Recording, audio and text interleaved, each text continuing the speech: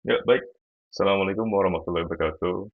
Perkenalkan, nama saya Rivaldi Hafiz dengan nomor NIM 4112112116. Di sini saya akan melakukan presentasi video mengenai perbandingan antara dua artikel ya. Itu pertama artikel Sinta yang sudah saya ambil dari Sinta dan satu di sini sebelahnya yang di kiri adalah artikel punya saya sendiri. Nah, artikel saya ini ya, berjudul tentang perancangan web admin untuk sistem inventaris menggunakan framework Code Igniter pada PT Karisma Sukses Persada. Dan artikel yang saya ambil ini adalah dari Sinta yang berjudul Sistem Informasi Monitoring Konservasi Satwa pada Pusat Penyelamatan Satwa Berbasis Web. Oke, jadi di sini eh, pada kedua artikel ini, perbandingan dua artikel ini, saya akan mencoba menjawab pertanyaan dari UAS karya ilmiah ini. Oke, pada pada pertanyaan pertama yaitu jelaskan komponen yang ada di abstrak artikel tersebut. Eh, Pertanyaan pada 1A, identifikasi isi abstrak dan jelaskan apa saja komponen yang dibahas seperti latar belakang, tujuan, metodologi, hasil dan kesimpulan. 1B, apakah abstrak mencakup keseluruhan isi dari artikel? Jelaskan pendapat Anda. Oke. Ini saya akan menjelaskan dulu ya, ringkas mengenai artikel saya, mengenai tentang abstraknya itu. PT Karisma Sukses Persada merupakan perusahaan yang bergerak di bidang produk kosmetik dan bergerak di bidang ekspor-impor, produk, perawatan kulit, perawatan rambut, dan parfum. Untuk menjalankan pengelolaan stok dan jumlah besar dengan efisien, diperlukan sistem inventaris yang akurat. Pengelolaan manual seringkali tidak efektif dan rentan terhadap kesalahan yang dapat mengganggu kelancaran operasional perusahaan. Untuk mengatasi masalah ini, diperlukan penerapan sistem inventaris berbasis web yang mampu mencatat transaksi barang secara real time. Penelitian ini menggunakan metode waterfall yang terdiri dari 5 tahap, yaitu analisis kebutuhan, perancangan sistem, implementasi, pengujian, dan pemeliharaan.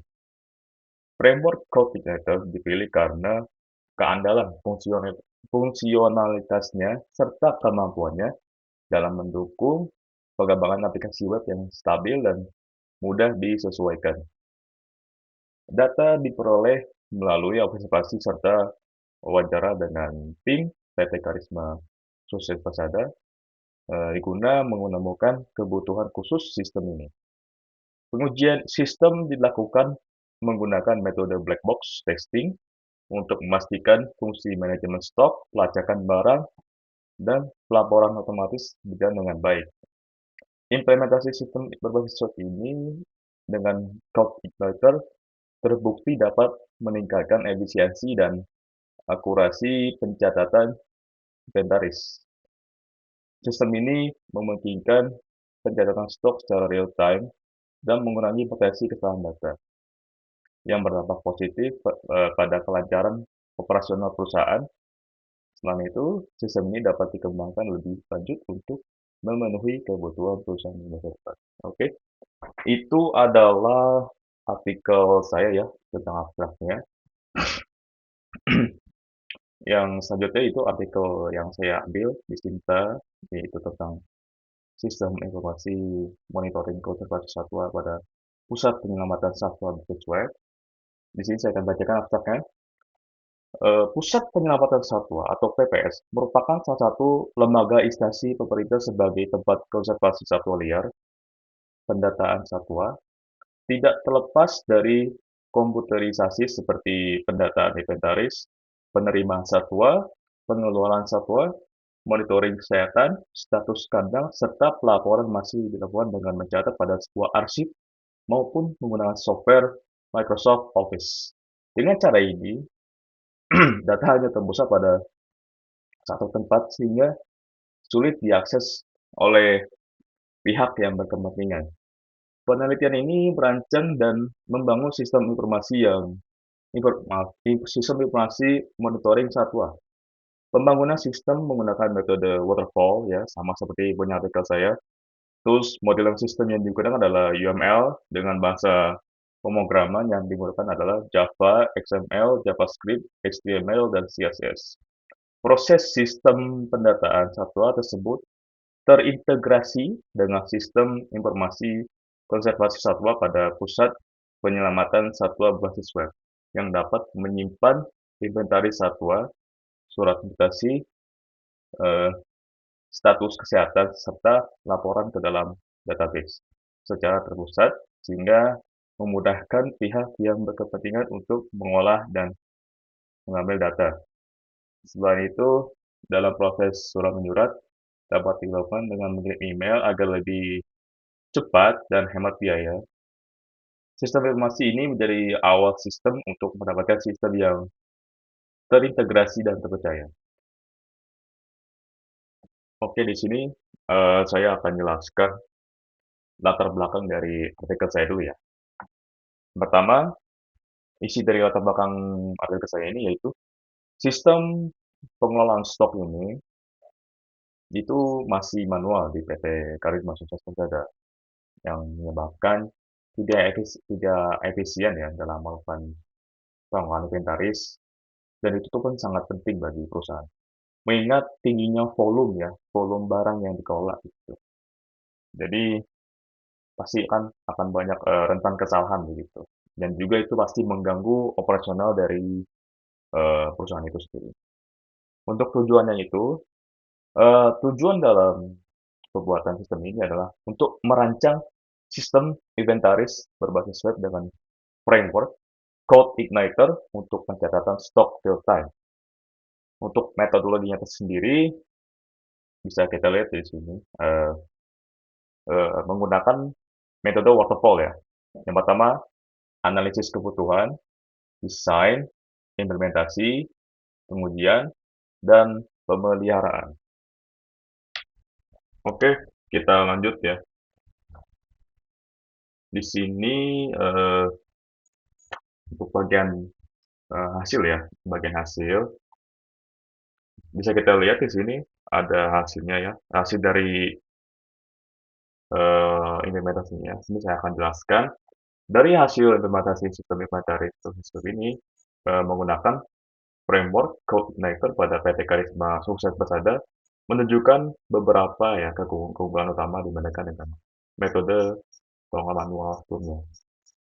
Sistem ini dirancang yang telah dimampu adalah pertama, mencatat transaksi secara real time, meminimalkan kesalahan pencatatan, peningkatan efisiensi, dan juga platform otomatis ya. Untuk dari pengujian sistem itu sendiri sudah ada ya sini. Ada metodologinya juga ada untuk memastikan pengujiannya menggunakan pengguna yang terdaftar ya, yang dapat mengakses sistem juga. Mode manajemen ada, percakapan, laporan. Oke, untuk dari kesimpulannya, selanjutnya, hasil dari penelitian ini menunjukkan bahwa sistem inventaris berbasis web yang dirancang menggunakan framework Code Igniter dan metode waterfall mampu meningkatkan efisiensi dan akurasi dalam pengelolaan barang inventaris di PT Karisma Sukses Persada. Sistem ini memungkinkan pencatatan real-time serta mengurangi risiko kesalahan pencatatan stok barang. Oke, lanjut kita akan beralih ke ini ya, ke artikel Sinta yang saya ambil ini. Sebelumnya kita akan lihat dulu ya permasalahannya apa. Oke, jadi untuk latar belakang permasalahan dari sistem informasi monitoring konservasi satwa pada pusat penyelamatan satwa berbasis web ini, yaitu bisa kita lihat ya bahwa uh, sistem pencatatan seperti inventaris satwa, seperti catatan kandang, kesehatan, surat mutasi, serta laporan ke dalam wasit masih masih menggunakan Microsoft Excel ya. Maaf, maksudnya masih menggunakan Microsoft Office ya begitu.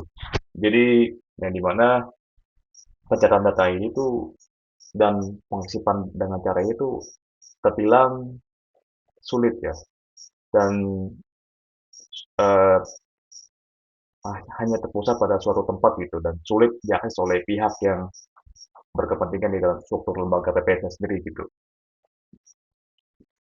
Jadi eh, oleh karena itulah PPS membutuhkan sistem informasi begitu untuk membantu monitoring konservasi satwa serta aplikasi yang memanfaatkan basis data agar memberikan kemudahan dan efisiensi dalam pengolahan data dan pendistribusian terkait surat yang akan diedarkan melalui notifikasi email gitu. Jadi penelitian ini itu membuat sistem ya informasi monitoring konservasi satwa pada pusat penyampaian satwa BPS Assessment. Oke, kita balik lagi ke pertanyaan nih ya. Kalau dilihat sih ya dari artikel Cinta ini ada beberapa yang kurang kalau saya lihat dibandingkan dengan punya saya sih ya. Jadi bisa dibilang dari segi pendahuluan dia itu tidak tidak apa ya namanya tidak memberikan bagian-bagiannya gitu di mana pengenalannya, di mana urgensi penelitiannya, di mana ulasannya begitu, dan di mana juga tujuan penelitiannya gitu. Walaupun sebenarnya ada di sini, cuma dia tidak memberikan apa judulnya begitu, judul bagiannya secara spesifik begitu. Oke, di sini nomor 3 ya. Sebutkan dan jelaskan langkah-langkah yang dilakukan dalam metodologi seperti desain penelitian. Hal ini gunakan teknik pengukuran data dan metode analisis. Oke. Nah, untuk kayak metode tadi saya sudah jelaskan ya di bagian artikel saya ini. Sekarang saya akan jelaskan di metode metodologi artikel Sinta ini. Pada metode ini dia itu menggunakan metode waterfall ya, seperti yang tadi dijelaskan di bagian abstrak dengan bahasa pemrograman Java, XML, JavaScript, HTML dan CSS gitu.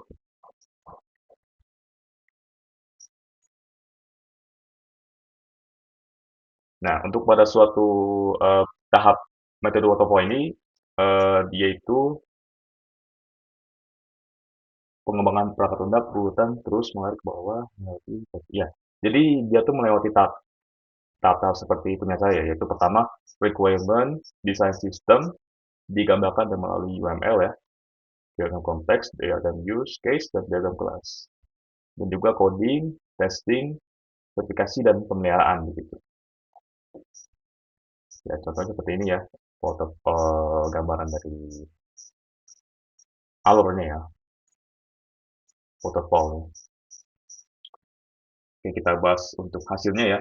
Untuk hasilnya itu di bagian artikel Sinta ini, sistem memungkinkan pencatatan inventaris, status kesehatan satwa, dan pengiriman dokumen itu secara digital, secara eh, otomatisasi gitu.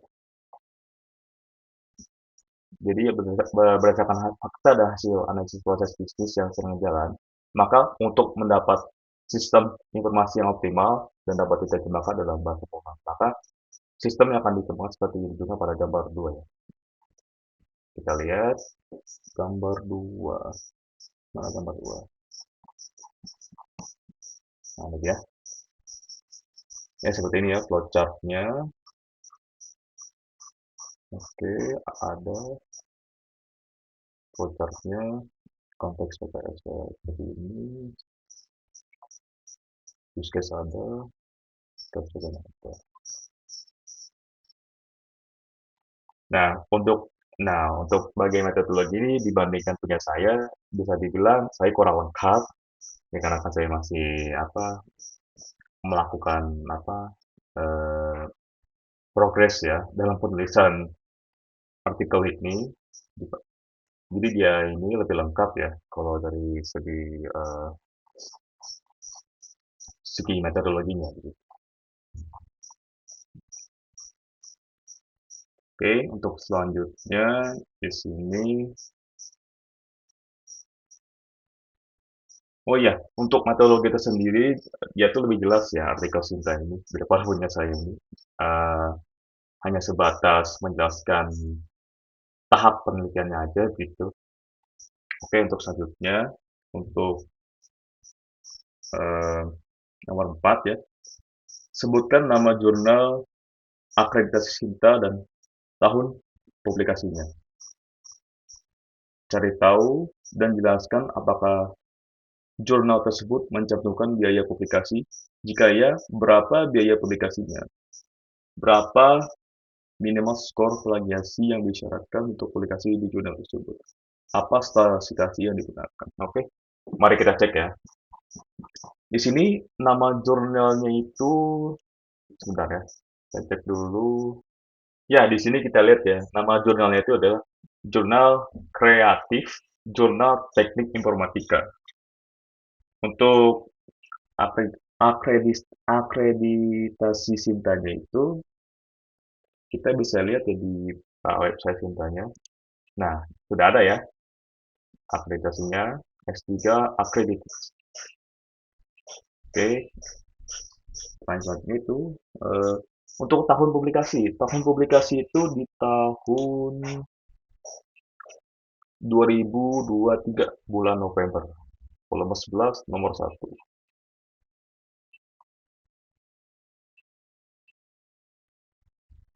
Jadi itu menjelaskan untuk biaya publikasi tidak ada ya, tidak dicantumkan di paper ini, artikel ini. Dan untuk skor plagiasi di sini tidak ada juga ya, tidak dicantumkan juga di sini, bisa kita lihat. Nah, tidak ada. Oke, untuk bagian sitasi ya, sitasi artikel Sinta ini dia menggunakan numerik ya, bisa dilihat ini nomor 1. Ini dia mengarah ke apa tuh namanya autornya ya, dia melakukan citasi numerik seperti ini. Nah, untuk punya saya ini, saya menggunakan metodologi jenis apa ya? APA. Seperti contohnya ya. Oke, selanjutnya itu, oh ya, untuk apa tuh namanya? Artikel saya ya, untuk nomor 4, untuk pertanyaan nomor 4 itu sebutkan nama jurnal. Untuk nama jurnal sendiri, untuk punya saya itu belum ada ya, karena ini masih dalam proses pembuatan. Dan untuk akreditasi juga nggak ada, tahun publikasi juga belum ada ya, masih progres. Untuk biaya publikasi juga tidak ada. Dan skor plagiasi itu hmm,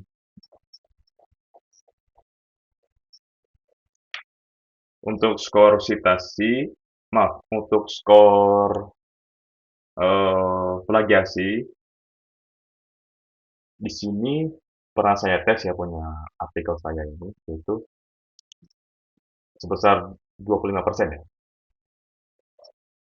Oke, selanjutnya di sini saya akan bandingkan untuk sedikit saya bandingkan ya untuk artikel saya dengan artikel ini. Untuk artikel saya ini bisa dibilang butuh banyak sekali perbaikan ya. Dan ya di sini bisa dilihat ya, untuk dari segi metodologi saya kurang dan untuk bagian hasil ya, bagian hasil juga saya belum apa tuh namanya menginput apa tuh gambar dari hasil pembuatan websitenya ya belum. Sedangkan yang punya artikel ceritanya sudah ada ya. Selanjutnya dari segi penulisan ya saya masih apa ya bisa dibilang acak-acak ya masih belum terlalu rapi. Contohnya seperti ini masih belum saya justifikasi ini.